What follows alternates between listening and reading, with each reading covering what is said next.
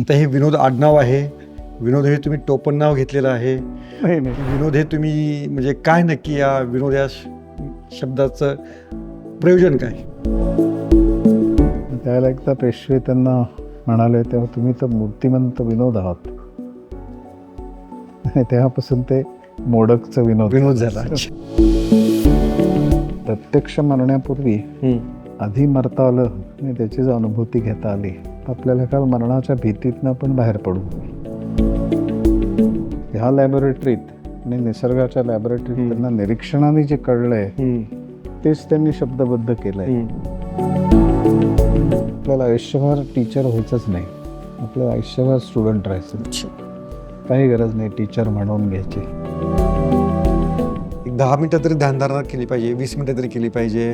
मग तुमच्या सगळ्या समस्या दूर होतील, दिवसभरामध्ये तुम्हाला एकदम फ्री वाटेल. असं काही असतं? 4-6 महिने करून सुद्धा तुमचं डोकं लागलं नाही गुडघ्याला, तुमच्या गुडघ्याला, तर दुसऱ्यांच्या गुडघ्यांना लावा. ते दारूमधनं जे मिळतंय ते तुम्हाला जर ध्यानातनं मिळायला लागलं तर दारू गळून पडेल. शाकाहारी माणसाचा दावा असतो की नाही, आम्ही जरा शांत आहोत, आमच्यामध्ये षड्रूपे आम्ही जरा आटोक्यामध्ये ठेवतो, तुम्ही जरा तामसी लोक मांसाहारी करणारे, तर असं काही खरंच असतं का?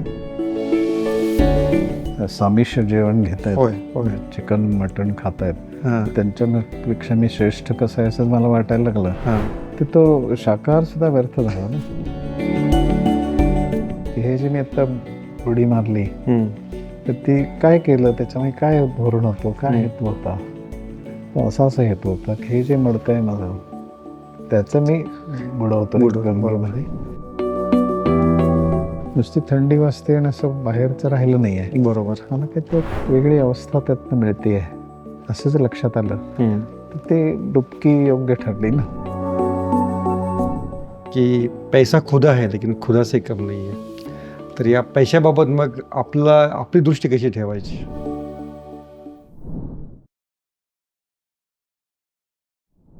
नमस्ते, मी योगेश कुटे. लेट्स अप विशेष या कार्यक्रमामध्ये तुम्हा सर्वांचं पुन्हा एकदा स्वागत. मी आज तुम्हाला एका अनोख्या प्रदेशामध्ये घेऊन जाण्याचा प्रयत्न करणार आहे आणि तो प्रयत्न असेल, तो प्रवास असेल एका समाधानाचा, आत्मशोधाचा आणि योगविद्येचा. आणि पुण्यातील मी अशा व्यक्तींसोबत आहे की ज्यांची आंतरराष्ट्रीय ख्याती आहे, दिवसेदिवशी त्यांचे शिष्य आहेत, पण ते स्वतःला गुरु म्हणून घेत नाही आहेत ते. आणि हाच त्यांचा मनाचा खरं मोठेपणा आहे. त्यांच्या योग साधनेला आता 50 वर्ष पूर्ण होत आहेत. त्यांच्या वयाची आता 75 पूर्ण झालेली आहे. आणि डॉक्टर समप्रसाद विनोद यांच्या निवासस्थानी, आश्रम म्हणा, मंदिर, अशा ठिकाणी मी आहे. सर, तुमचं लेट्स ओवर खूप खूप स्वागत. थँक्यू. आता मी हा जो फोटो पाहतो आहे, मी सोशल मीडियामध्ये अनेकदा फोटो पाहिलेला होता, पण त्याची मूळ कॉपी मला इथं पाहायला मिळालेली आहे. तर काय आहे नक्की फोटो आणि काय या फोटोचं वैशिष्ट्य? तो जो फोटो आहे ना तो शंकर महाराज आणि महर्षी विनोद असे दोघं जण आहेत. महर्षी विनोद तुमचे वडील? हा, माझे वडील. हो. आणि त्यांच्या मांडीवरती त्याच्या शेजारी जे आडवे पडलेले आहेत ते शंकर महाराज आहेत. त्यांची दाढी काढलेली आहे. हो.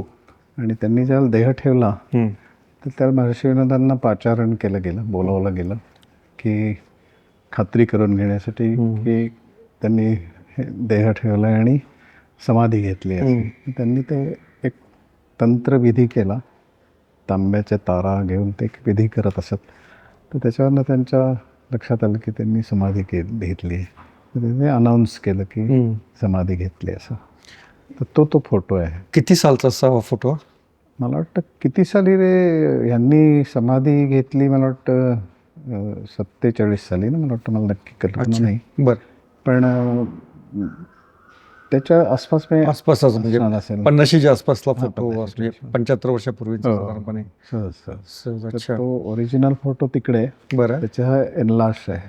अच्छा. तर त्यांचे संबंध फार वेगळे होते. बरं. म्हणजे ते दोघांना एकमेकांचे अधिकार माहिती असल्यामुळे कधी भेट झाली तर त्यांची गळा भेट होत असे. बरं. शंकर महाराज आणि महर्षी नायरत्न विनोद एक मोठं विशेष होतं की नॉर्मली नाही तर पाया पडणं असं असतं ना. हां. तर ते होत नसे दोघांमध्ये नसे होत, एकमेकांची गळा भेट. कारण त्यांच्या भेटी ज्या होत असत त्या प्राधान्याने ताईसाहेब मेंदळे, रावसाहेब मेंदळे सरदार, ते अप्पाळण चौकाम आहे त्यांचा वाडा, तिथे भेट होत असे. बरं. महर्षी विनोद तिथे गेले की ते ट्रान्समध्ये जात असत. अतिंद्रिय अवस्थेत जात असत आणि त्यांच्या मुखातून मग नवनाथांचा संचार होऊन ते काही बोलत असत आणि थोडी भाषा ती वेगळ्या प्रकारची असल्यामुळे ते तसं सहजासहजी कळण्यासारखं नाही. पण रावसाहेब मेहंदे सगळं ते सुवाच्य अक्षरात लिहून घेत असत. त्याचं बऱ्यापैकी मोठं आमच्याकडे बाडच्या बाड आहे. बरं. अच्छा. आणि ते भल्या भल्यांना ते कळत नाही काय, कारण ते अनुभूतीतनं आलेलं आहे आणि शब्द हे प्रधान नाही आहेत, तर अनुभूती प्रधान आहे. बरं. साधारण आपल्याला शब्दांमध्ये खेळायची सवय असते, अच्छा. पण अनुभूतीतनं आलेले शब्द वेगळ्या प्रकारचे असतात. त्याला एक वेगळी गरिमा असते, सौंदर्य असतं. ते जर कळायचं असेल तर मला त्या अवस्थेत केल्याशिवाय कळू शकत नाही. अच्छा. तुम्ही जाता कधी शंकर महाराज मठात? ॲक्च्युली खरं फारसा नाही, कधीतरी त्यांचे शिष्य आले बरं. की त्यांच्याबरोबर गेलो. माहिती आहे की त्यांच्या ऑडिओ बुकचं प्रकाशन करण्यासाठी गेलो होतो बरं. 1-2 वर्षापूर्वी. बरं. अच्छा. पण आता हे डॉक्टर समप्रसाद विनोद, आता हे विनोद आडनाव आहे, विनोद हे तुम्ही टोपण नाव घेतलेलं आहे, नाही नाही, विनोद हे तुम्ही म्हणजे काय नक्की या विनोद या शब्दाचं प्रयोजन काय? बहुतेक सगळ्यांना तो प्रश्न पडतो की हो, तो आता हे आडनाव आहे का फर्स्ट नेम आहे. बरं. पण अशी एक आख्यायिका सांगितली जाते की आपल्या पेशव्यांच्या काळामध्ये आमचे पूर्वज कोणीतरी एक कीर्तनकार होते बरं. आणि त्यांचं नाव मोडक होतं आणि ते विनोदी होते खूप. त्यावेळेला एकदा पेशवे त्यांना म्हणाले, तेव्हा तुम्ही तर मूर्तिमंत विनोद आहात. आणि तेव्हापासून ते मोडकचं विनोद झाला. अच्छा. तुमच्या लुकबद्दल तुम्हाला कोणी काय म्हटलं काय, जरा रजनीशांसारखे दिसतंय म्हणून? म्हणणारे म्हणतात, पण मी आपलं कसं बघतो की मला आपलं कम्फर्टेबल वाटतं बरं. त्याच्यामध्ये असं आहे. आणि डोक्याला म्हणजे ते डोक्यावर आता ओरिजिनल केस राहिले नाहीत, ते म्हणजे उरलेत ते उडून जाऊ नयेत. बरं. त्याची ती टोपी आणि एक प्रोटेक्शन म्हणून. अच्छा. आणि आम्ही अनेकदा म्हणतो योगगुरू किंवा काही थोडं आध्यात्मिक व्यक्ती असतील तर त्यांच्या हातामध्ये गंडदोरे असतात, तुमच्या हातामध्ये काही दिसत नाही तसं काही? हा, मला ते तसं नको वाटतं. मला असं वाटतं की जितकं आपण सिम्पल साधं राहू तितकं चांगलं. कारण लोकांना असं दुरावा नाही वाटतं का मग आपल्याविषयी. त्यांना कनेक्ट होता आलं पाहिजे, बरं, मोकळेपणाने आपल्याशी बोलता आलं पाहिजे, त्यांचं मन मोकळं केलं पाहिजे. आपल्याला त्यांना जर संवाद साधायचा असेल तर त्यांना आधी समजून घेणं आणि मग योग्य प्रकारे त्यांना गाईड करणं की ज्याच्याकडे त्यांचे प्रश्न दूर होतील, त्यांना एक दृष्टी मिळून जाईल. आणि त्यांना असं आपल्यावर अवलंबून ठेवणं असं न करता त्यांना मोकळं करणं, त्याच्यासाठी भर मी देत असतो. बरं. हँड होल्डिंग जे असतं ते सुरुवातीला असतं की त्यांना समजेपर्यंत त्यांना समजावून सांगणं आणि वेळ देणं पुरेसा. पण सारखं हँड होल्डिंग नाही, ते कुठेतरी काढून घेणं, त्यांचं त्यांना स्वयंपूर्ण होतात का नाही बघणं. ते अगदीच पडायला लागले तर धरायचं पुन्हा, पण माझ्यावरती त्यांनी अवलंबून राहू नये असा माझा प्रयत्न असतो. अच्छा. पण काय होतं त्यांनी की नुसते ते शिष्यांची संख्या वाढते पण ते स्वयंपूर्ण होतच नाहीत.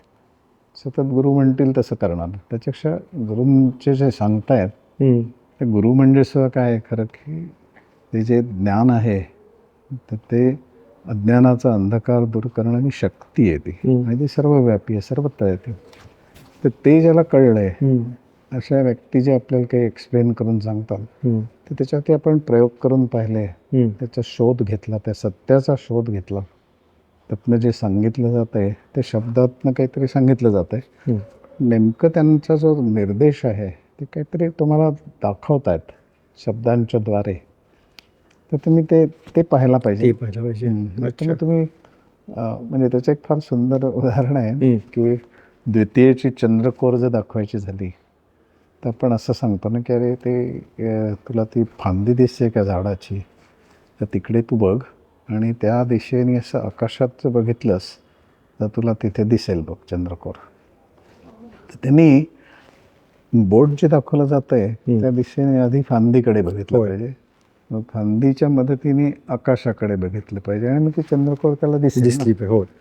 पण बरेचसे जण पोटच धरून बसले तर त्यांना कशी दिसणार? बरोबर. ते नुसतीच फांदी धरून बसले तरी नाही म्हणत. म्हणून चंद्रशाखा न्याय त्याला म्हणतात. अच्छा. पण तसं मला वाटतं की आपण दाखवू शकतो त्यांना की अरे हे असं असं करायचं असतं. बरं. आता फॉर इन्स्टन्स ध्यान केल्यानंतर तुम्हाला काय साधायचं आहे, मनाची शांत स्थिती साधायची आहे. तर ती मनाची शांत स्थिती आणता येते का? जबरदस्ती नाही आणता येत, ती येते, आणता नाही येत, आणि यात फरक आहे. बरोबर. तर तो तुम्हाला खरंच कळतोय का तुम्ही नुसते शब्दामध्ये अडकलाय? असं त्यांना विचारून बोलून खात्री करून घ्यावी लागते की खरंच कळलंय त्यांना. आणि खरंच कळणं त्याचा अर्थ बोध होणं, म्हणजे आतून डोक्यात प्रकाश पडणं की अरे खरंच ते म्हणतात तर तुम्हाला आता ती दिसायला लागली चंद्रकोर, समजू लागले. पण तुम्ही स्वतः MBBS डॉक्टर होता आणि मग वडिलांचा इतका मोठा वारसा होता, पण याच क्षेत्रामध्ये जायचं, योग क्षेत्रातच जायचं आणि तिथेच थोडंसं थांबायचं, पाहायचं, तुमच्या नेहमीच्या शरीराचा प्रयोग करायचा, हे कसं ठरवलं आणि कधी ठरवलं? हा नेहमीचा पठडीतला प्रश्न आहे, पण त्याच्याशिवाय काय पायवाट सुरू होत नाही असं आपण म्हणूया. नाही, इंटरेस्टिंग भाग असा झाला माझ्या बाबतीमध्ये हो की मी सेकंड MBBSला होतो, पहिल्या टर्म आमची चालू झाली होती. तर नाही, फर्स्ट MBBSच्या थर्ड इयर टर्ममध्ये होतं आणि अप्पांचं निधन झालं त्याला. अप्पा म्हणजे महर्षी विनोद. होय.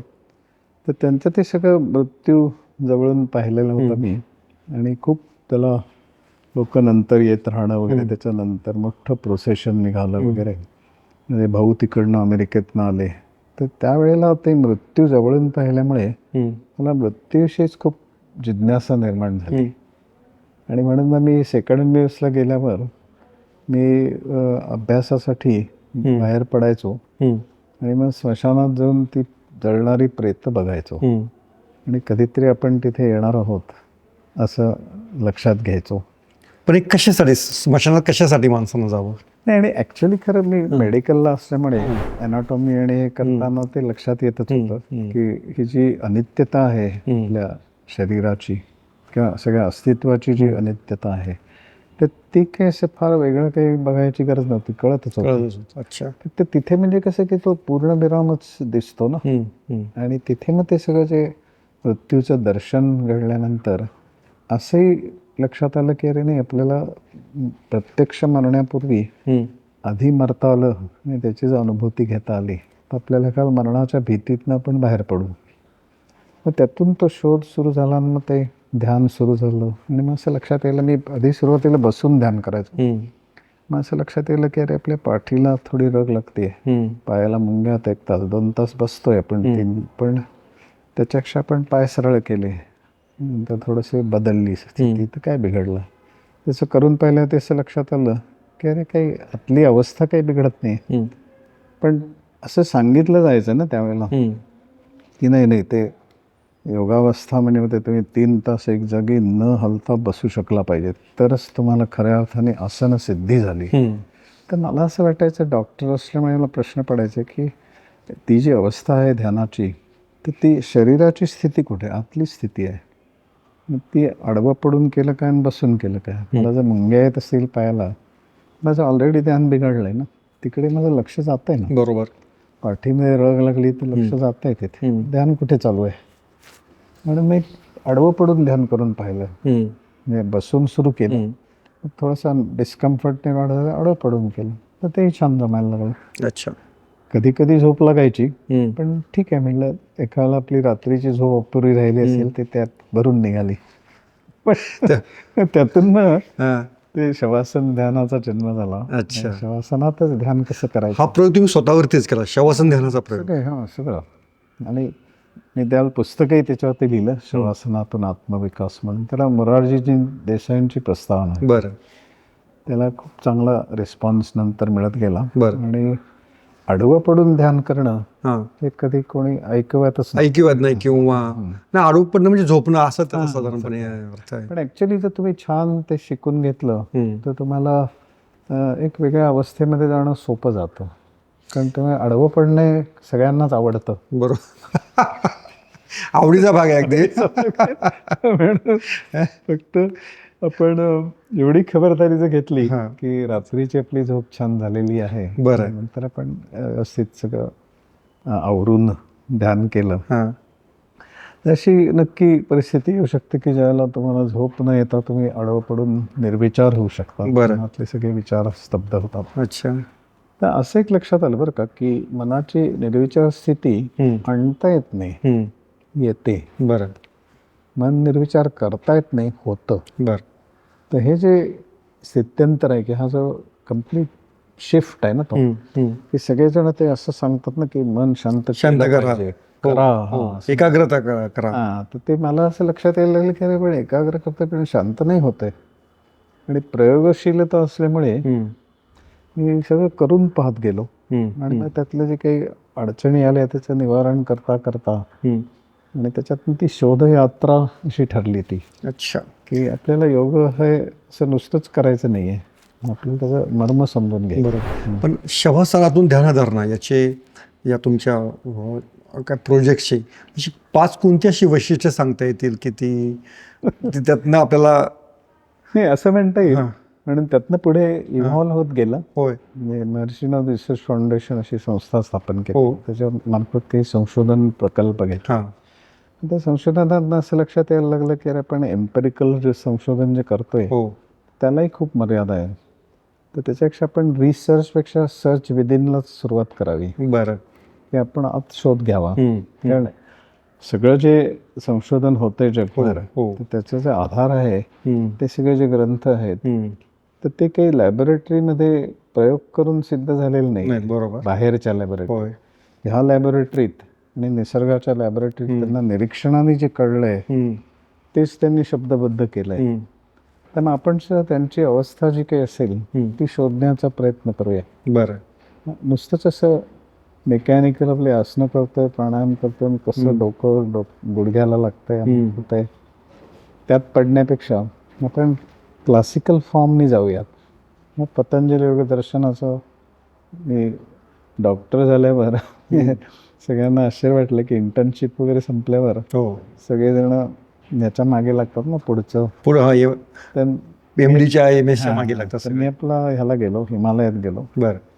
आणि तिथे 1 महिनाभर राहिलो गंगोत्रीला. तिथे हे माझं माझ्याबरोबर अप्पांचे शिष्य आले होते 3 जण. महिनाभर तिथे होतो आम्ही. तिथे मौनी बाबांचा आश्रम होता, तिथे राहिलो.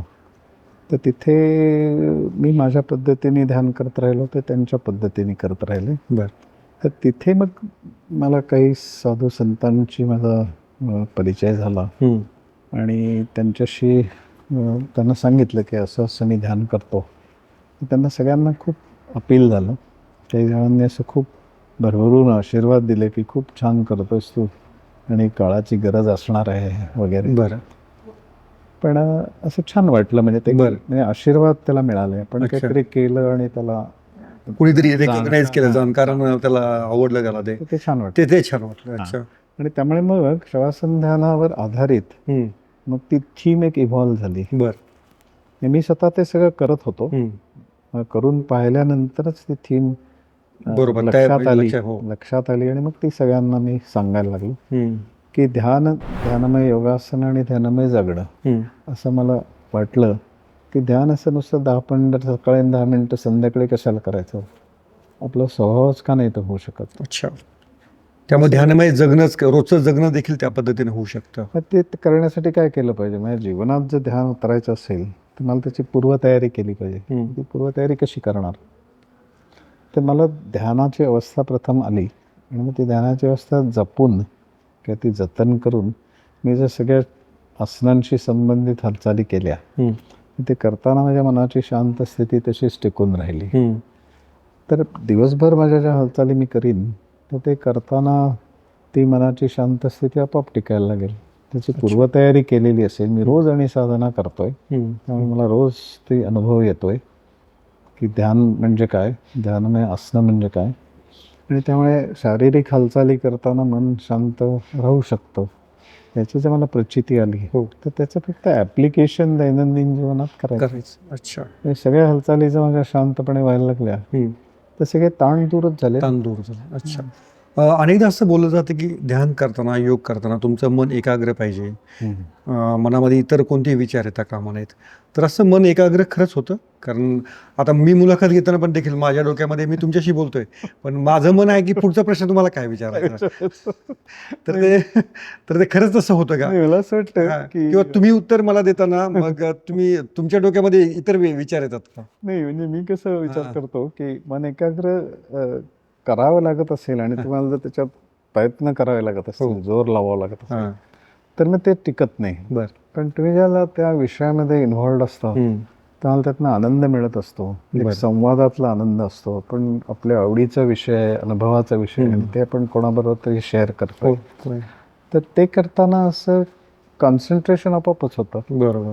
म्हणून ज्या मुलांना, ही सगळी मला मुलं वाटतात, हो. म्हणून नाही बोलण्यात येतं. हो, तर मुलं म्हणजे माझी मुलं जी आहेत ती 2च आहेत. पण आता ती असं तुझा परिवारच तुमचा इतका मोठा आहे. ती जी काय म्हणू आपण त्याला की मानलेली मुलं, होय. अशी मुलं मुली खूप असल्यामुळे, आणि ते त्यामुळे मला बाबा म्हणतात नॅचरली. त्यांना ते लक्षात येतं की अरे हा बाबा आपली फारच काळजी करतोय सारखं. आपल्याला काही अडचण आली की आपले बाबा कडे जातो. बरोबर. तर सांगण्याचा हेतू असा हां. की एकाग्रतेचं. हां, तर ती आवडीचा विषय असेल हां. तर एकाग्रता होऊन जाते, होऊन जाऊ. अच्छा. आणि मारून बुटकून आणलेली एकाग्रता टिकत नाही. बरं. म्हणून मी असं म्हणतो की तुम्ही जर ध्यान तुम्हाला छान जमायला लागलं हां. तर एकाग्रता व्हायला लागते. अच्छा. आणि त्याच्या जोडीला मात्र हं. प्रक्रिया जी आहे ध्यानाची किंवा योगाची, तर स्वतःला जाणणं ही प्रक्रिया आहे ना त्यात अंतर्भूत. तर त्यामुळे तुम्ही ध्यान करताना मनात येणारे जे विचार असतात तर ते थोपवत नाही, थांबवत नाही, त्याच्या विरोधात उभे राहत नाही, दडपून टाकत नाही. ते जसे येतील तसे येऊ देता. आणि प्रत्येक विचार हा जर तुम्ही नीट त्याच्या मागे गेला तर ते तुमच्या स्वभावाविषयी किंवा तुमच्या आयुष्यात घडलेल्या घटनेविषयी, समस्येविषयी काहीतरी एक तुमच्या पुढे एक प्रकाशक असा तो असतो. बरोबर. तर ते जर तुम्हाला पाहता आलं तर तुम्हाला तुमच्याविषयीची जाण वाढायला लागते. अच्छा. आणि ते प्रत्येक विचार ध्यान करताना विचार येते तर येऊ दिला, राहिला तर राहू दिला, जायला लागला तर जाऊ दिला. आणि आपल्या बाजूने आपण काहीच म्हणलं नाही, फक्त शोध घेतला अच्छा. की त्या विचारामागे काय दडलेलं आहे याचा शोध घेत गेलो प्रत्येक विचाराबरोबर. अच्छा. तर असं आपल्याला लक्षात यायला लागतं कालांतराने की अरे खूप काही असं दडलेलं आता आहे की जे मला कळलं आणि मी ते जर समजून घेतलं, छान समजून घेतलं, मान्य केलं आणि पूर्णपणे स्वीकारलं. बरोबर. जे काही असेल ते सत्य, त्याच्या मागे दडलेलं सत्य जे असेल ते उलगडलं मला. बरोबर. आणि ते मी उलगडल्यानंतर स्वीकारलं तर मन पटकन शांत व्हायला लागतं. बरोबर. पण तुमच्याकडे जो सुरुवातीला व्यक्ती येतो म्हणजे तो काहीतरी समस्या घेऊन आलेला असेल की माझं काय हे दुखतंय, ते दुखतंय, किंवा मी मानसिक तणावामध्ये आहे, किंवा त्याच्या पुढचे काही त्याचे आणखीन काही व्यवहाराचे दैनंदिन व्यवहारातले प्रश्न आहेत. तर तुमच्याकडे येताना व्यक्ती अशाच समस्या घेऊन येतो की नाही आता ध्यानासाठी यायचं असं तर कोणी येत नसेल असं मला हे वाटतं. तर नक्की कसे तुम्ही पेशंट म्हणजे येणारे साधक कसे असतात तुमच्या सुरुवातीचे? वेगळ्या वेगळ्या समस्या घेऊन येतात. हां. म्हणजे तरुण मुलं जे असतात ते अर्थातच अभ्यासाविषयी, करिअरविषयी असे प्रश्न घेऊन येतात. तर काहीतरी आजारपणही घेऊन येतात, तेही असतात. पण मी त्यांच्याशी बोलल्यानंतर, आणि हे ध्यानमय, योगासनमय, ध्यानमय जगणं त्यांना मी आत्मयोग म्हणतो, तर ते करायला त्यांना शिकवलं जातं, पर्सनली शिकवलं जातं.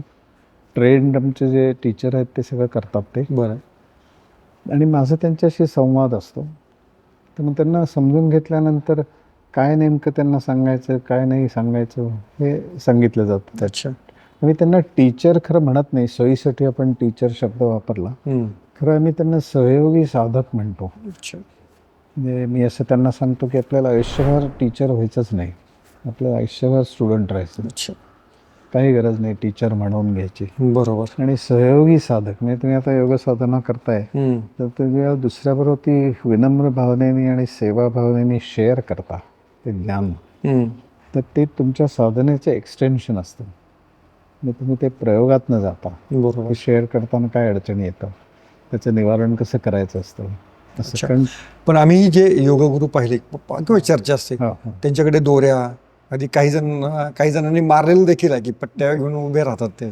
पण तो काय प्रकार असतो मग? आणि तुमच्या मला व्यक्तिशः ते पर्सनली तसं योग्य नाही वाटत. बरं. तू अशी लोक असतात की जी म्हणजे आपली आई असेल हो. की ती एक चांगल्या बऱ्यापैकी शिक्षा करते तुम्हाला, म्हणजे पूर्वी करत असत, आता जरा आया सुद्धा घाबरतात मला वाटतं शिक्षा करायला होय.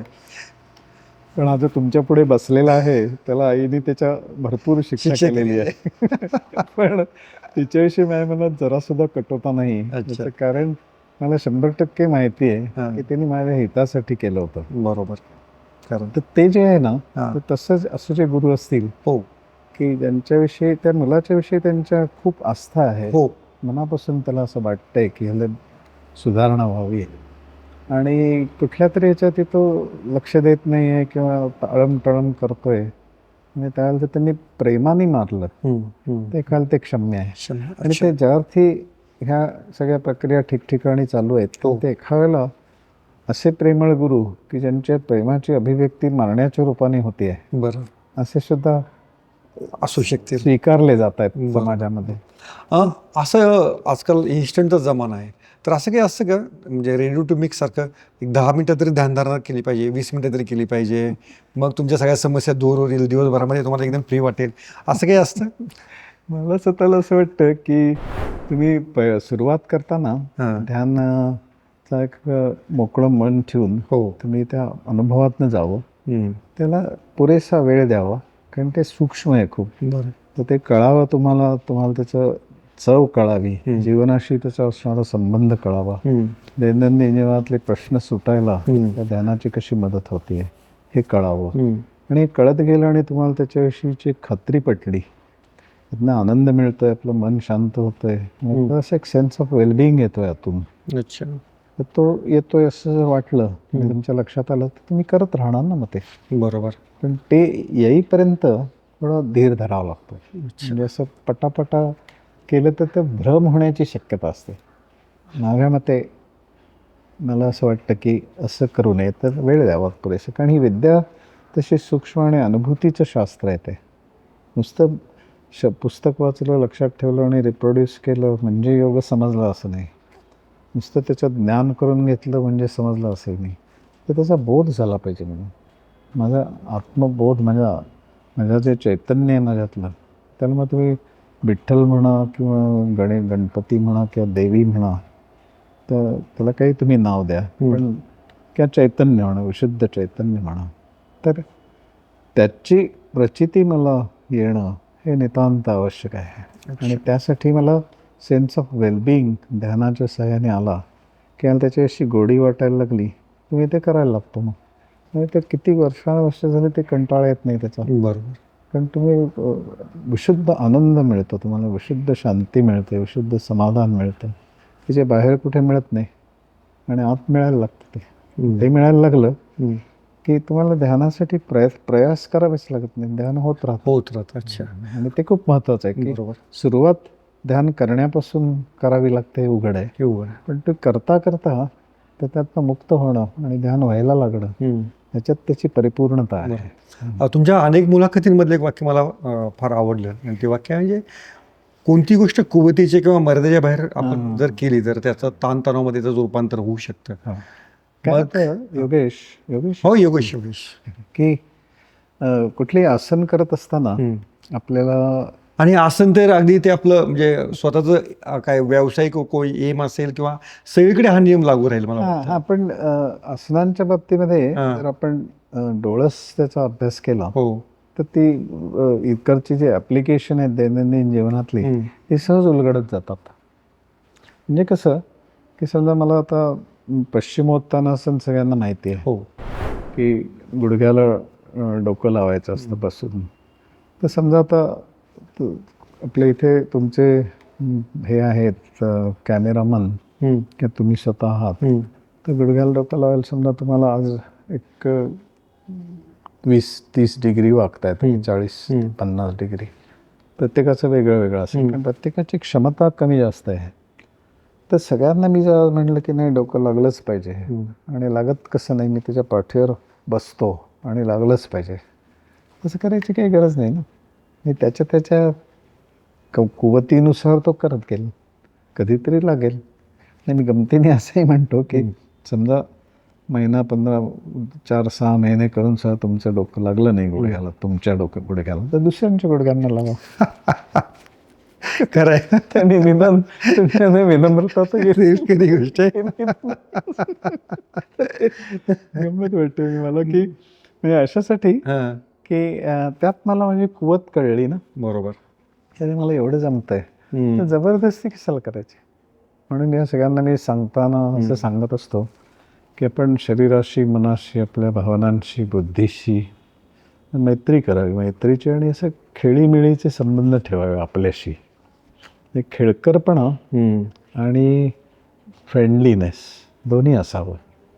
आणि ते दोन्ही फ्रेंडलीनेस म्हणजे असं काही ते गळ्यात गळे घालून हिंट अशा अर्थाने फ्रेंडलीनेस नाही, तर समजून घेणं, स्वतःला समजून घेणं, आपल्या क्षमता मर्यादा. तर हे करताना क्षमता मर्यादा समजून गेल्या, बरोबर आणि त्या क्षमतांमध्ये तुम्ही राहिला तर तुम्हाला फ्रस्ट्रेशन येत नाही ना, बरोबर. आणि हळूहळू तुमच्या क्षमता वाढतील ना.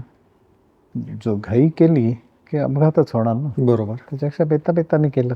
खरी गोष्ट आहे. दुसरी काय एक शब्द असं आम्ही वापरतो की रॅट रेस. हां. रोजच्या परिभाषेमध्ये ती ऑफिसमधली आहे, ती पैशाबाबतची आहे, ती काय चांगल्या फ्लॅटची आहे. या रॅट रेसपासनं मुक्ती कशी मिळवायची?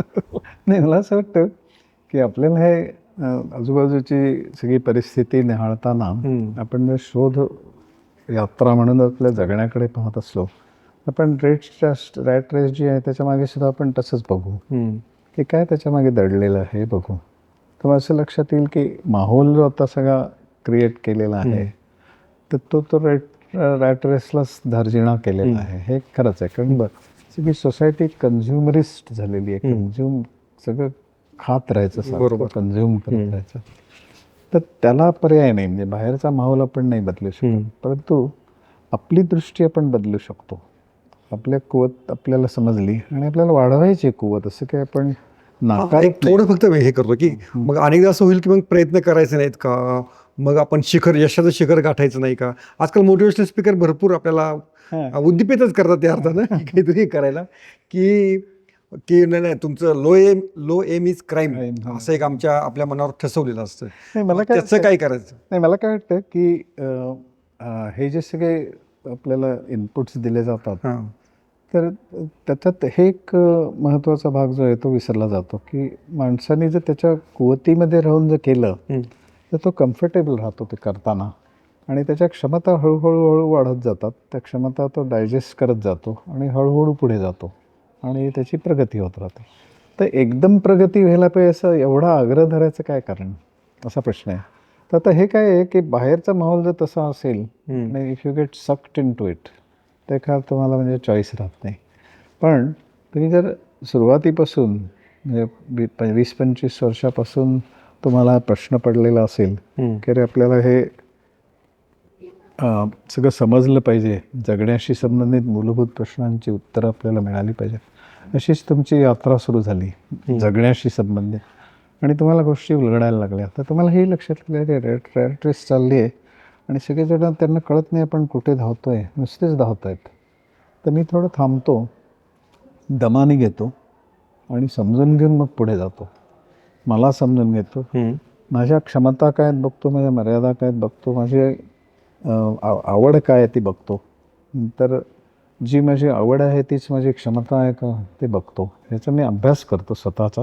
म्हणजे स्वाध्यायाला पर्याय नाही. बरोबर. आपल्याला समजून घेतलं पर्याय नाही. अच्छा. आणि ते जर कळलं मला तर मी असं ठरवू शकतो ना की नाही, मला आत्ता इतके पगार मिळतोय, त्याच्यात बँक मला भरपूर लोन द्यायला तयार आहे, पण माझी झोप बिघडणार नाही असं किती आहे अमाऊंट, हे मी ठरवलं. होय. आणि मग म्हटलं की मी आत्ता माझी एवढी क्षमता आहे त्यात मी राहतो, आणि माझी क्षमता जशी वाढेल तसं मी माझं हे वाढवतो. बरोबर. सुरुवात मी 1 BHK पासून करतो, एक 2-5 वर्षात जरा स्थिरस्थावर झालं की 2 BHK करतो. अजून वाढत गेलं क्षमता तर 3 BHK, आणि अजून वाढत गेलं मग पुढे काय डुप्लेक्स काय हे जे आहे ना की अजून वाढत जाणं, हे जे आहे त्याच्यामागची जी आकांक्षा आहे, तर त्यापेक्षा मी जे करतोय त्यातला मी आनंद घेत गेलो आणि त्यात परिपूर्णता आणण्यावर भर दिला. जे करतोय ते आनंदाने केलं, आनंदासाठी नाही केलं. बरोबर. अच्छा. तर ती एक अवस्थाच वेगळी असेल. मी रमलोय ते करण्यामध्ये. बरोबर. तुमची गुणवत्ता आपोआपच वाढेल, नैसर्गिकपणे आपोआप वाढेल म्हणण्यापेक्षा नैसर्गिकपणे वाढेल. आणि जे नैसर्गिक असतं ते टिकतं, जे कृत्रिम आणलेलं असतं ते टिकत नाही. हे चेहऱ्यावरचं हास्य आहे ते खोटं खोटं आणलं तर 2 मिनिटात जातं. बरोबर. पण आत तुम्हाला आनंद मिळतोय आणि तो सहजपणे तुमच्या चेहऱ्यावर प्रकट होतो, तर ते हास्य वेगळं असेल. बरोबर. या सगळ्या थेरीमध्ये, मांडणीमध्ये धाडस हा जो माणसाचा मूलभूत काही गुण आहे असं म्हणूया, मग तो गुण मग डावला जातो का? पण अंतरंगामध्ये आपण ज्याला पाहतो आणि स्वतःचा शोध घेतो आणि आपल्या त्या विचारांच्या मागे दडलेले आपण काय आहोत, तर हे सगळं जे सत्य समोर यायला लागतं, तर त्या सत्याला समोर जाणं आपल्याविषयीच्या याला सर्वाधिक जास्त धाडस लागतं. कारण इतकं लपवलेलं खरी गोष्ट झाकलेलं असतं आणि आपण जसे मोकळे झालो आणि असं ते उलगडू दिलं सगळं आणि त्याचं आपण दर्शन घेत गेलो, वास्तवाचं दर्शन घेतलं, आपल्याविषयीच्या सत्याचं दर्शन घेतलं आणि ते छान समजून घेतलं, मान्य केलं आणि स्वीकारलं. तर स्वीकारानंतर परिवर्तन होऊ शकतं, ही सुद्धा एक वेगळी दृष्टी आहे. अच्छा. साधारणपणे असं वाटतं की माझ्या कमतरता समजून घेतल्या, क्षमता समजून घेतल्या, तर क्षमता वाढवायला लागलो, कमतरता कमी करायला लागलो. हे इंटेलेक्च्युअली पटतं. प्रत्यक्षात ते करायचं झालं तर असं काही ते मॅथमॅटिकल नसतं ना. बरोबर. पण मला एखादी गोष्ट खूप मनापासून आवडती आहे आणि तीच मला जमते सुद्धा, असं जर मला बोध झाला, कळलं मला ते विचारांचा अभ्यास करता करता आणि माझा त्याच्यावरती फोकस आला, मग माझी एकाग्रता मनाची व्हायला लागली. बरोबर. मला त्यात आनंद मिळायला लागला, नैसर्गिकपणे मिळायला लागला. म्हणून मी तासनतास त्याचा अभ्यास करत गेलो, त्यामुळे माझी गुणवत्ताही वाढली, माझ्या क्षमता वाढत गेल्या, अजून ज्ञान वाढत गेलं. पण ते ज्ञान वाढवायचे म्हणून पेटून उठून तसं नाही केलं मी. त्यात आनंद म्हणजे समज आली माझी. स्वतःविषयीची समज आल्यानंतर मग तुमचे प्रयत्न जे होतील ते एक दिशा नैसर्गिकपणे होतील, भरकटणारच नाही मन तुमचं. पण कळलंय तुम्हाला, केवढी मोठी गोष्ट. अच्छा. एखादी गोष्ट कळलेली असणं आणि तशी ती आपण करणं फारच छान ना. मग अच्छा. तसं म्हणतो मी, हे ज्याला जमलं की हे जे सगळ्यांना जमायला लागलं ते रॅट रेस राहणारच नाही. बरोबर. कारण मला कोणाच्या तरी पुढे कशाला जायला पाहिजे, मी माझ्या गुणवत्तेनेच वाढवत राहीन, समजून घेत राहीन, मयात आवश्यक ते बदल करत राहीन, माझी दृष्टी साफ करत जाईन, सत्य बघत राहीन, सत्याशी प्रतारणा करणार नाही आणि सुरुवात माझ्यापासून करीन, अशी जर माझी दृष्टी आली आणि बाकीचं आजूबाजूला मला जे काही दिसेल तर त्याच्यावरती लगेच काही भाष्य केलं पाहिजे असं काही समजून घेईन मी सगळं आणि डोळस राहीन, जागृत राहीन आणि उगीच बडबड नाही करणार. तुमचा हा जर विचार अनेकांनी ऐकला तर तुम्ही सोशल मीडियाच्या विरोधी आहात असं बनणार, तुम्ही फेसबुक वगैरे बंद पाडाल. कारण फेसबुकवर कॉमेंट टाकल्याशिवाय, माझं ज्ञान दाखवल्याशिवाय मग कसं व्हायचं. आणि त्यामुळे पण दुसरे काय आहे की राग हा एक असं तमोगुण फार सध्या हे आहे. तर त्या तमोगुणावरती काय, कोणता विंचवाचा डंख आहे? मला काय वाटतं की आपण राग माणसाला काय येतो असं जर पाहिलं तर पुन्हा याच्याशी ते कनेक्ट होतं. पहा बरं, किंवा जर मला ओळखलेलं असेल, माझ्या क्षमता मला माहिती आहेत, मर्यादा माहिती आहेत, त्यात राहून मी माझी वाटचाल करतोय. होय. आणि त्यात अडसर आला काही तर मी त्यावेळेला समजा मला राग आला आणि माझं हे अनुभवाने लक्षात आलं की मी राग दाबून टाकला तरी प्रॉब्लेम येतोय, व्यक्त केला तरी प्रॉब्लेम येतोय.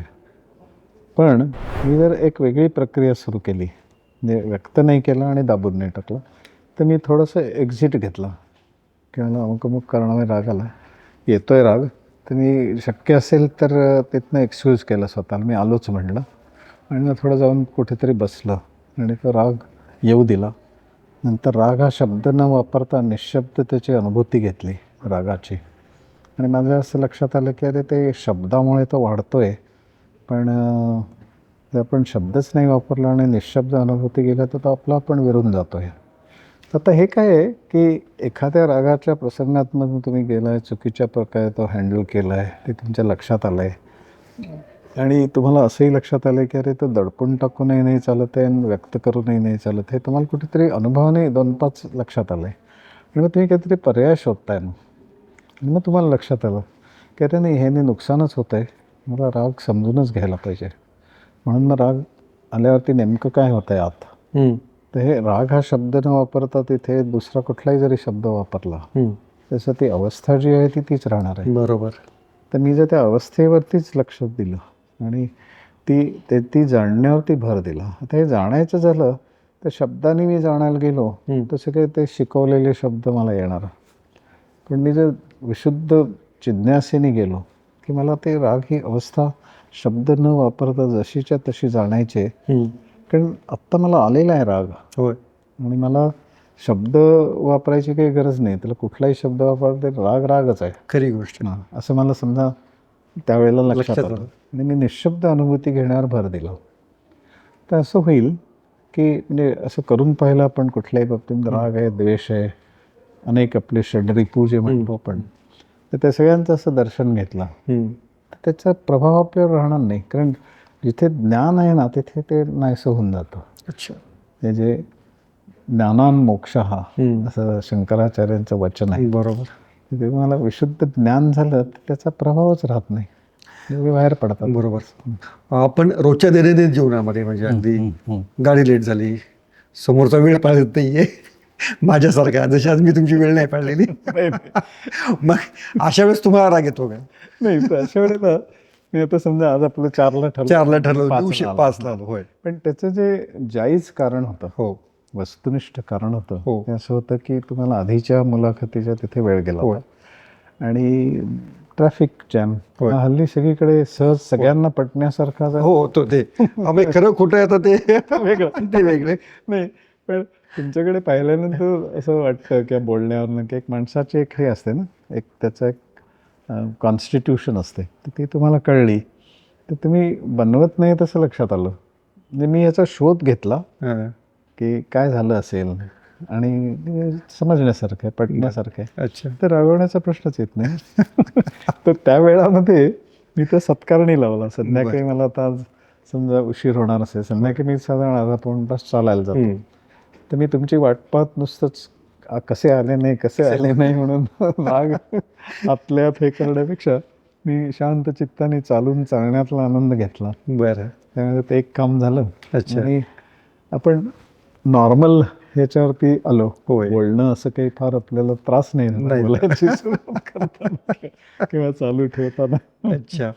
या सगळ्या योग साधनेमध्ये ध्यानधारणेमध्ये आहार हा महत्त्वाचा घटक असतो का?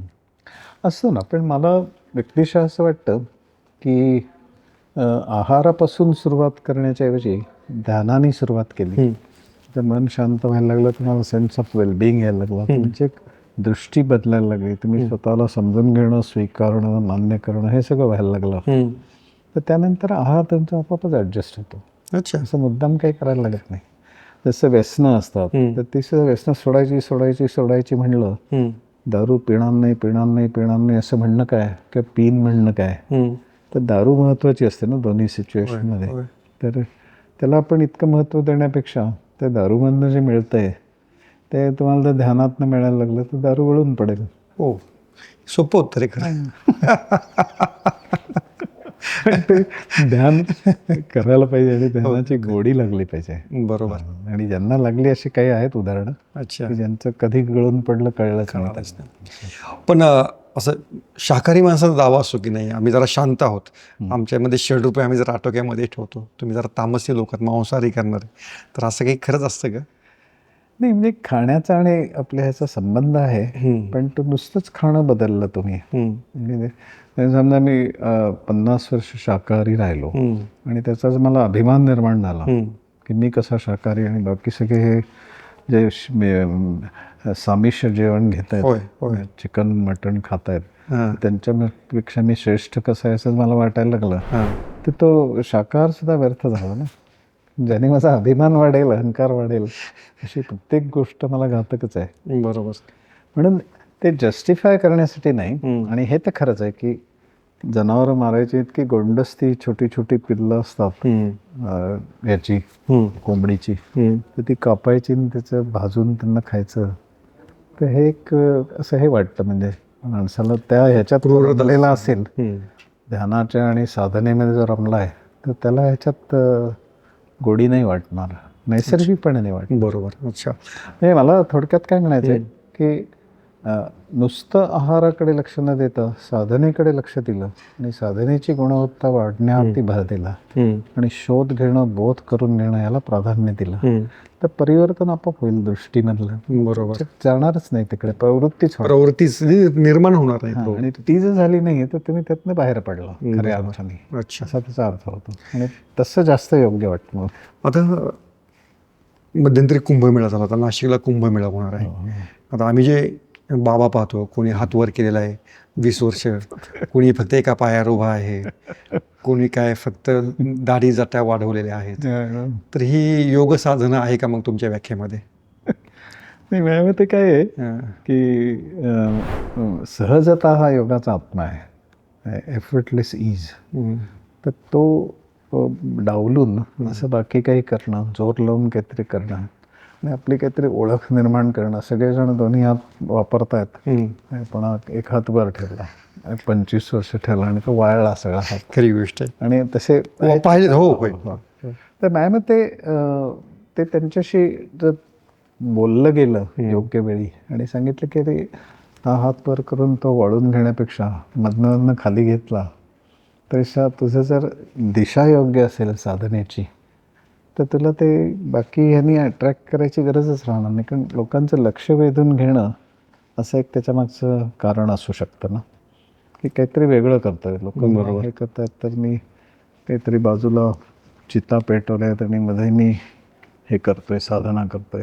हे माझ्या मते अशाची काही गरज नाही, कारण खूप असं काही जोर लावून असं करायची गोष्ट नाही, ती उलगडण्याची गोष्ट. म्हणजे कसं की हा एक खूप कायम उदाहरण दिलं जातं, सल्परज्जू न्याय. की असं संध्याकाळची वेळ आहे, अर्धवट प्रकाश आहे आणि त्याच्यात एक तुम्हाला दोरखंड पडला आहे, तुम्हाला तो साप वाटतोय आणि तुम्ही असं शांतपणाने तिथे गेला, बघितलं सगळं आणि तुमच्या लक्षात आलं की अरे तो साप नसून दोरखंड आहे. तर ते लक्षात आल्यानंतर त्या दोरीला तुम्ही मारत बसायची गरज नाही. बरोबर. तुम्हाला बोध झाला की प्रश्न सुटून गेला. तर तसं ती दृष्टी आहे. म्हणजे योगाच्या द्वारे सगळ्यात महत्त्वाचं काय व्हायला पाहिजे, तर मला जगण्याची दृष्टी मिळाली पाहिजे, मला तो समतोल कळला पाहिजे दोन्हीमधला, की दैनंदिन जीवन हे माझ्या बदलणाऱ्या मीनी प्रभावित आहे आणि माझं जे अस्तित्व आहे ते माझ्या चैतन्यावर किंवा माझा विशुद्ध मी जो आहे त्याच्यावर आधारित आहे. या दोन्हीमधला मेळ मला जर कळला आणि ते जाणण्याची मला जर दृष्टी प्राप्त झाली तर खऱ्या अर्थाने मला योग कळला, जीवनाचा अविभाज्य भाग बनला. बरोबर. त्यासाठी दिखावेगिरी करायची काही म्हणजे काही अर्थहीन झालं ते. कारण ते शेवटी काही दिखावा जो केला जातो कुठेही तर तो स्थलकाल सापेक्ष असतो ना. काही काळानंतर ते नाहीसं होतं, सगळंच नाहीसं होणार आहे काही काळानंतर, तुमच्या माझ्या सकट सगळं.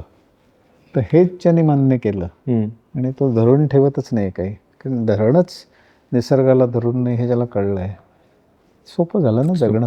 बरोबर. तुम्ही जे मगाशी म्हटलं तसं काहीच मी धरून ठेवत नाही आहे आणि प्रवाही राहत आहे, माझं चित्तही प्रवाही राहत आहे, मन प्रवाही राहत आहे, म्हणजे जगणं एकदम हलकं झालं, ताणविरहित झालं आपोआपच. तर हे करण्यासाठी थोडासा वेळ दिला, म्हणजे मी थोडा वेळ द्यावा लागतो सुरुवातीला, एकदम असं 5-5, 10-10 मिनटात नाही होत, हे खरं आहे. परंतु त्याची परिणती किती छान असते. बरोबर. तुमचे सगळे ताणच गेले की आता कुंभमेळा आणि त्याच्यात पण म्हणजे त्याच्या बाकी त्याच्या एक व्यापक अर्थाने एक सनातन जीवनशैली जी आहे तर त्याच्यातला एक घटक म्हणून एक व्यापक अर्थाने त्याची जाणीव होणं जगाला, अशा अर्थाने ते ठीक आहे, त्याच्यात काही वाईट काहीच नाही, चुकीचं काही नाही. पण मी त्यावेळेला आम्ही इथे एक कुंभमेळा घेतला होता, तर तो काय केलं त्यावेळेला की आपला एक साधक तिथे गेला होता, तो गंगेचं पाणी घेऊन आला. मी इथे असं म्हणलो की अरे हे सगळं प्रतिकात्मक आहे, कुंभमेळा किंवा कुंभ म्हणजे काय, तर हा कुंभ आहे ना आपला. बरोबर. तो त्याला बुडवायचं गंगेमध्ये म्हणजे काय करायचं, तर माझ्यातला जो अवेअरनेस आहे, विशुद्ध अवेअरनेस म्हणजे गंगा आहे माझ्यातली. तर त्याच्यात माझा जो अहंकार मी बुचकळला आणि मी बाहेर आलो, मी शुद्ध झालो. कारण अहंकाराने अशुद्ध होतो माणूस, बरोबर. मीपणाने हे होतो, बरोबर. बिघडतं सगळं त्याचं.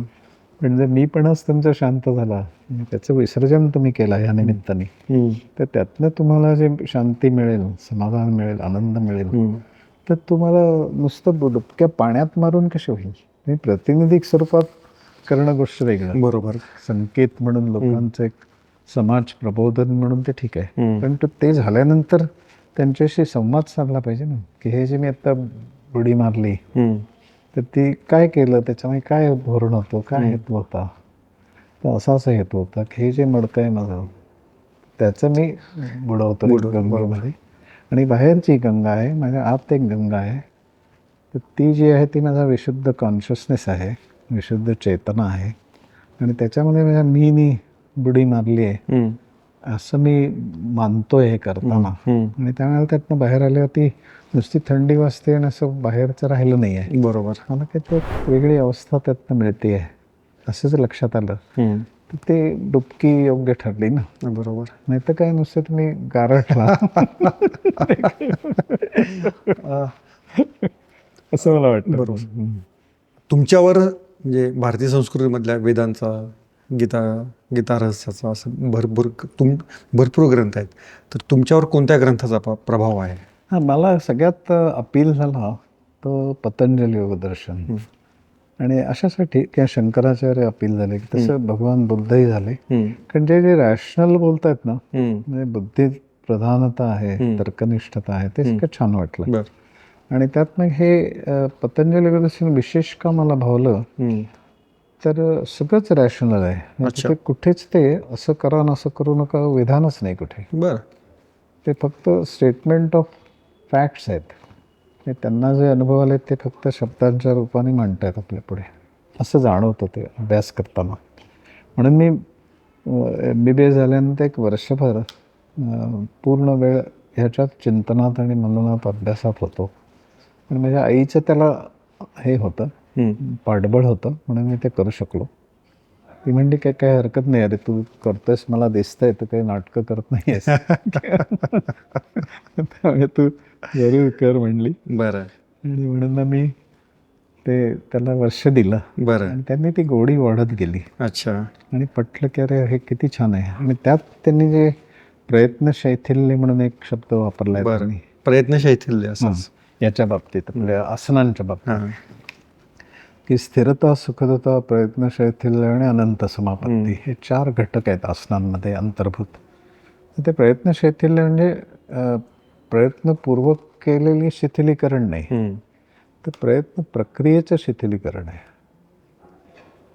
कारण मी जर प्रयत्नपूर्वक शिथिलीकरण करायला लागलो तर त्या प्रयत्नांमुळे ताण निर्माणच होईल. बरोबर. पण मी जर प्रयत्न प्रक्रियेच्या पोटात गेलो, मुळात गेलो, तर मला असं लक्षात येईल की कुठलाही प्रयत्न मी जे करतोय ते सुखाच्या शोधात करतोय. आणि मला नाही मिळत आहे किंवा मिळतंय ते तात्कालिक आहे, किंवा मिळालं तर मला त्याच्यापेक्षा अजून हवं आहे, त्याच्यापेक्षा वेगळ्या प्रकारचं हवं आहे, अशी सगळी ती सारखी ती चालना मिळत राहते आणि मी त्याच्यात धावत राहते. Rat race. तर मला ते समजा असं लक्षात आलं की अरे हे तात्कालिक आहे. आणि मला हे जे सगळे संत सत्पुरुष महापुरुष जे सांगतायत त्याचा मला शोध घेतला पाहिजे. आणि मी जरा ध्यान करून बघायला पाहिजे, माझ्या स्वरूपाचं अस्तित्वाची जाणीव करून घ्यायला पाहिजे, असं मला वाटलं. आणि तसा माझा शोध सुरू झाला. तर ते हिताचं आहे ना माझ्या, आणि ते हिताचं आहे मला कळलं तर होईल ना. अच्छा. नुसतंच सांगून कसं होईल. एकदम बरोबर. एक अनेकदा असं बोललं जातं की पैसा खुदा है लेकिन खुदा से कम नहीं है. तर या पैशाबाबत मग आपली दृष्टी कशी ठेवायची? नाही, दृष्टी आपली अशी काही नकारात्मक काही नाही. पैसे लागतातच, आपण त्याचं स्थान आयुष्यातलं नाकारत नाही, अर्थातच नाही. कारण सगळं काही करायचं झालं तर पैसे लागतात. पण ते साधन आहे, साध्य नाही. हा जो एक सेन्स आहे की मला ते हवं आहे, पण तो माझ्या आयुष्याचं एकमेव उद्दिष्ट ते नाही आहे. तर मला काही त्याच्यापेक्षा हायर गोल आहे माझा, काहीतरी इंटरेस्टिंग मी करतोय आणि त्याच्यासाठी मला लागतंय धन, तर ते मान्य केलं. आणि त्याच्यात काही असं हे नाही, म्हणजे गैर काहीच नाही. अच्छा. पूर्वीच्या काळी पालक आणि मुलं, त्यांची मुलं, असं काही फार हे नव्हतं, म्हणजे काय गुंतागुंतीचं नव्हतं. पण आजकाल फार गुंतागुंतीचं झालेलं आहे, की म्हणजे मुलांकडच्या अपेक्षा, मुलांच्याही पालकांकडनं अपेक्षा. तर या पॅरेंटिंगबद्दल तुमचा सल्ला काय असेल? मला असं वाटतं की मुलांना सल्ला देण्यापेक्षा हां. त्यांच्या शेजारी बसून त्यांच्याशी असं छान नातं निर्माण करणं, त्यांना डोक्यावरनं हात फिरवणं, पाठीवरनं हात फिरवणं, जवळ घेणं, एक अनकंडिशनल लव ज्याला म्हणतो, की जे खरं म्हणजे अतिशय प्रभावी असं साधन आहे. पण त्याची गंमत अशी आहे की ते साधन म्हणून वापरलं तर ते प्रभावी राहत नाही. बरं. अनकंडिशनल प्रेम खरोखर असलं पाहिजे, आणि ते जर व्यक्त झालं आणि आपण कम्युनिकेट केल्या गोष्टी त्यांच्याशी, त्यांना शिकवायला नाही गेलं, त्यात त्यांची काय प्रॉब्लेम आहे तो नीट ऐकून घेतला, तो समजून घेतला, आणि असं त्यांना सांगितलं की अरे बेटा, हे तू जे करतोयस ना, त्याच्यात मला असं तुला सुचवावं असं वाटतं की असं असं केलंस तू तर ते जास्त योग्य राहील, आणि मग तू जरा विचार कर आणि आपण बोलू परत. अशा प्रक्रियेतनं नेलं त्याला, तर तो विचार कसा करावा शिकायला लागतो ना त्या निमित्ताने, आणि तो शोध घेतो. आणि नुसतं मी म्हणतोय म्हणून कर असं म्हणण्यापेक्षा मी म्हणतोय ते समजून घे, काही अडचण आली समजून घेण्यामध्ये तर मला विचार मोकळेपणाने, आणि असं साधं सिम्पल नातं त्यांच्याबरोबर असेल तर मला वाटतं पेरेंटिंग वेगळ्या प्रकारचं होईल. आता काय होतंय, अडचण पेरेंट्सची सुद्धा लक्षात अशी येते की दोघं जण जर जॉब करत असतील आणि त्यांना जर सकाळी धावपळीची वेळ असेल तर काय करणार ना, म्हणजे त्यांना मुलांकडे लक्ष द्यायचं, जॉबही करायचा अवघड आहे. तरी त्यांना पाळणा घरात ठेवणं भाग आहे. मग ती धावपळ असणारच आहे त्यांना, बरोबर. तरी ठेवायचं म्हणजे ती घाई असणं सगळी घरातली. मग त्यावेळेला ती मुलं बरोबर चतुर असल्यामुळे ती बरोबर ती घाईची वेळ आई वडिलांची गाठणार आणि त्यावेळेला त्यांच्या मागण्या सांगणार. बरोबर. आणि मग त्या कुंडीत पकडल्यासारखं म्हणजे. बरोबर. ते ठीक आहे ठीक आहे, आता तू आत्ता मी घाईत आहे, तुला काय हवंय हे हवं ना, संध्याकाळी घेऊन येतो. आणि आता म्हणून मला असं वाटतं की पेरेंटिंगचा विचार करताना पेरेंट्सना कल्प्रिट असं धरू नये, म्हणजे त्यांचे गुन्हेगार म्हणून बघू नये, त्यांनाही समजून घ्यावं. आणि मुलांचे बिचारी असतात ना, एकच मूल असतं बहुतेक, अनेकदा तो ट्रेंड आहे. बरोबर. त्यामुळे ती हे झालेली असतात, कोमेजलेली असतात.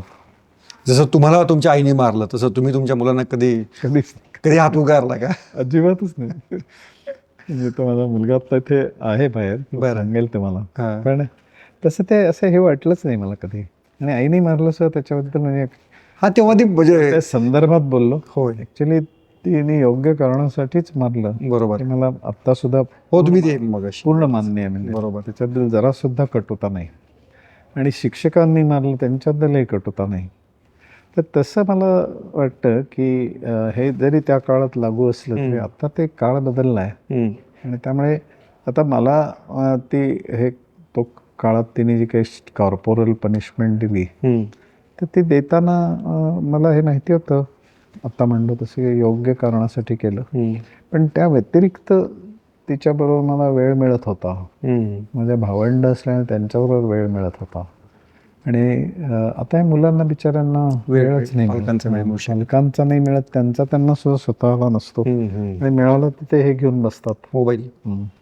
तर त्यासुद्धा असं म्हणजे चॉईस काय राहिला त्यांना. कंपॅनियनशिप घरात जर एखाद दोन भावंड असतील तर थोडंसं त्यांच्याशी बोललं जाईल, पण कसं कोणी नसेल तर इझिली अवेलेबल करमणूक झाली ना. बरोबर. काय मुद्दा काय आहे सांगण्याचा हेतू असा आहे माझा बोलण्याचा, की परिस्थिती समजून घेत गेलं पाहिजे. नुसती विधानं करणं पुरेसं नाही.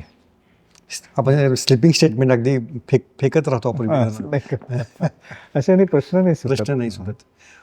तुमच्यावर म्हणजे वडिलांचा प्रभाव होताच, पण वडील सोडून आणखीन कोणाचा तुमच्यावर प्रभाव होता की तुमच्या या सगळ्या वाटचालीमध्ये उपयोगी पडला? म्हणजे प्रभाव म्हणण्यापेक्षा त्याचा शोध घेणं ही प्रवृत्ती कायम राहिली. बरं. त्यामुळे मग विनोबांचं वाचन केलं, श्री कृष्णमूर्तींचं केलं, ओशोंचं केलं, महर्षी विनोदांचं केलं, शंकराचार्यांचं केलं, भगवान बुद्धांचं केलं. पण हे सगळं करत असताना जे काही सांगितलं जातं आहे तर त्याच्यावरती प्रयोग करून पाहणं याला प्राधान्य दिलं गेलं आणि त्यामुळे मग मला वाटतं ते उलगडत जायला जरा मदत झाली. अच्छा, ओके. आपण मुलाखतीच्या शेवटच्या टप्प्याकडे आहोत की हे सगळं करण्यासाठी तुम्ही इतकं वाचन केलेलं आहे, तुमचा स्वतःचा अनुभव आहे.